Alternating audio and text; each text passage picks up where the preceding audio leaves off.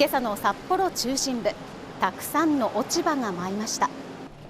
今日の道内は上空の寒気の影響で大気の状態が非常に不安定となり、昼過ぎから明日にかけて暴風や落雷、急な強い雨などに注意・警戒が必要です。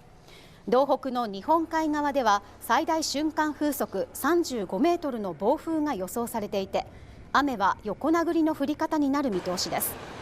また道北の内陸部では今夜から雨が雪に変わり、平地でも積もるところがありそうです。札幌も夜は雪混じりの雨が降る時間がある見込みで、路面凍結などに注意が必要です。